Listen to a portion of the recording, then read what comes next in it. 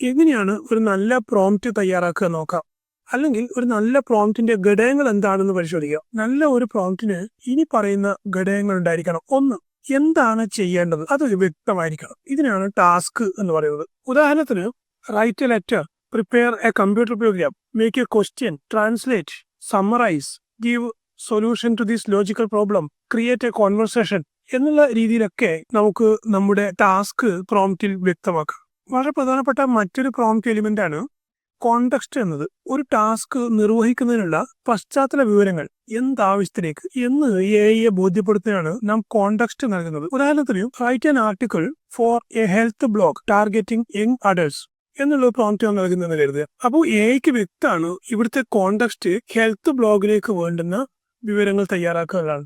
അതും യങ് അഡൾട്ട്സിനെ ഉദ്ദേശിച്ചാണ് അവിടെ വ്യക്തമാണ്. അപ്പൊ അതുകൊണ്ട് ഇവിടെ നമ്മുടെ കോണ്ടെക്സ്റ്റ്, നമ്മുടെ സന്ദർഭം അവിടെ വ്യക്തമാണ്. അത് കൃത്യമായി നിർവഹിക്കാൻ എഐക്ക് സാധിക്കും. എനിക്ക് മലയാളം കവിതകൾ ഇഷ്ടമാണ്, എനിക്ക് വായിക്കുന്നതിനുള്ള കുറച്ച് പുസ്തകങ്ങൾ നിർദ്ദേശിക്കൂ എന്ന് നാം എഐയോട് പറയുമ്പോൾ നമ്മുടെ കോണ്ടെക്സ്റ്റ് അവിടെ മലയാളം കവിതകൾ ഉള്ള പുസ്തകം എന്നുള്ളതാണ്. നമ്മൾ ഏത് തരത്തിൽ സഹായിക്കണം എന്ന് ഇപ്പോൾ എഐക്ക് വ്യക്തമാണ്.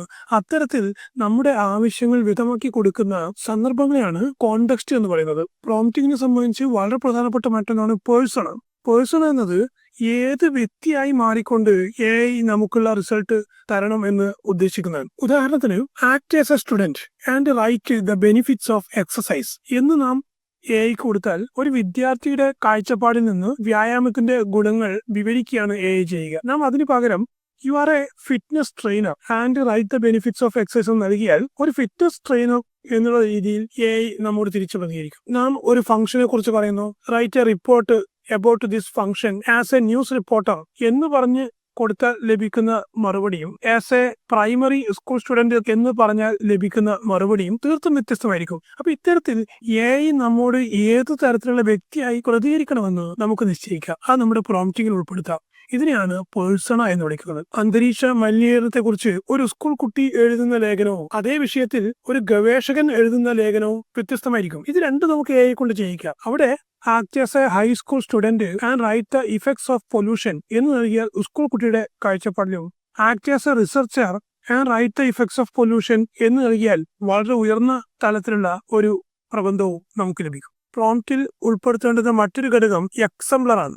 ഏത് രീതിയിലുള്ള ഔട്ട്പുട്ടാണ് നമുക്ക് ലഭിക്കേണ്ടത് എന്ന് എക്സംപ്ലർ ആയി എഐയോട് സൂചിപ്പിക്കാം. ഉദാഹരണത്തിന്, write A short poem on life in the pattern of twinkle twinkle little star എന്നുള്ള ഒരു പ്രോംപ്റ്റ് നമ്മൾ കൊടുത്താൽ എഐ ഇതിലെ ടിങ്കിൾ ടിങ്കിൾ ലിറ്റിൽ സ്റ്റാർ എന്ന കവിതയുടെ അതേ പാറ്റേണിൽ നമുക്ക് പുതിയ കവിത ജീവിതത്തെ കുറിച്ച് എഴുതിത്തരും. ഇത്തരത്തിൽ നമുക്ക് ഏത് രീതിയിലാണോ ഔട്ട്പുട്ട് വേണ്ടത് അത്തരം കാര്യങ്ങൾ വ്യക്തമാവുന്ന ഉദാഹരണങ്ങൾ എഐക്ക് നൽകാം. മഴവില്ലിനെ കുറിച്ച് ഒരു കവിത എഴുതുക കുമാരനാശാന്റെ ശൈലി എന്ന് കൊടുത്താൽ എഐ കുമാരനാശാൻ കവിതകളോട് സാമ്യം ഉണ്ടാവുന്ന രീതിയിൽ കവിതകൾ സൃഷ്ടിച്ചു തന്നേക്കാം. മറ്റൊരു ഉദാഹരണം നോക്കൂ. Roses are red, violets are blue, sugar is sweet and so are you എന്ന ഒരു എക്സാമ്പിൾ നൽകി ഈ ഒരു കവിത കംപ്ലീറ്റ് ചെയ്യാൻ നമുക്ക് എഐയോട് ആവശ്യപ്പെടാം. നോക്കൂ, എഐ നമുക്ക് തരുന്ന റിസൾട്ട് നാം കൊടുത്തിരിക്കുന്ന അതേ ശൈലിയിലാണ്, അതേ രീതിയിലാണ്.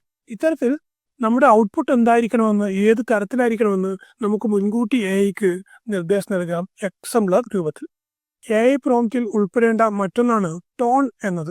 ഏത് തരത്തിലായിരിക്കണം പ്രതികരണം, അതിന്റെ ശൈലി എന്തായിരിക്കണം, അത് ഔപചാരികമായിരിക്കണമോ, സാധാരണ രൂപത്തിലായിരിക്കണോ, തമാശ കലർന്നതോ, പ്രൊഫഷണൽ രൂപത്തിലുള്ളതാകണമെന്നൊക്കെ ടോൺ നിശ്ചയിച്ചുകൊണ്ട് തീരുമാനിക്കാം. ഉദാഹരണത്തിന്, write A friendly conversation between Gandhi and Nehru എന്ന് നൽകിയാൽ നോക്കൂ, അതിനനുസരിച്ചാണ് നമുക്കിവിടെ ലഭിക്കുന്ന ഔട്ട്പുട്ട്.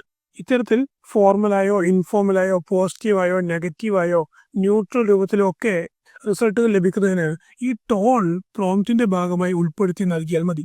ഏത് ഫോർമാറ്റിൽ നമുക്ക് ഔട്ട്പുട്ട് ലഭിക്കണമെന്ന് പ്രോംപ്റ്റിലൂടെ മുൻകൂട്ടി തീരുമാനിക്കാം. പ്രോംപ്റ്റിന്റെ മറ്റൊരു ഭാഗമാണ് ഫോർമാറ്റ്. ഔട്ട്പുട്ട് ഏത് ഘടനയിൽ ലഭിക്കണം എന്നതാണ് ഫോർമാറ്റിൽ ഉദ്ദേശിക്കുന്നത്. ഉദാഹരണത്തിന്, provide answer in bullet points എന്ന് പറഞ്ഞൊരു പ്രോംപ്റ്റ് നൽകിയാൽ പിന്നീട് എഐ നമുക്ക് തരുന്ന റിസൾട്ടുകളൊക്കെ തന്നെ ബുള്ളറ്റ് ഇട്ട് നൽകിക്കൊണ്ടായിരിക്കും. Write an essay in 3 paragraph എന്ന് നൽകിയാൽ കൃത്യമായി 3 പാരഗ്രാഫിനുള്ളിൽ തന്നെ എഐ നമുക്ക് റിസൾട്ട് നൽകിയിരിക്കും. Write an essay in 100 words എന്ന് നൽകിയാൽ കൃത്യമായി ഈ ചട്ടം പാലിച്ചുകൊണ്ട് തന്നെ എഐ നമുക്ക് റിസൾട്ട് തരും. അതായത് ലിസ്റ്റായോ ടേബിൾ രൂപത്തിലോ എസ് എ രൂപത്തിലോ ഇമെയിൽ മാറ്റർ രൂപത്തിലോ എഴുത്തുകളുടെ രൂപത്തിലോ കോഡ് രൂപത്തിലോ ഒക്കെ നമുക്ക് ആവശ്യമായ റിസൾട്ടുകൾ നൽകുന്നതിന് നാം പ്രോംപ്റ്റിൽ നൽകുന്ന സൂചനയാണ് ഫോർമാറ്റിൽ എന്ന് വിളിക്കുന്നത്.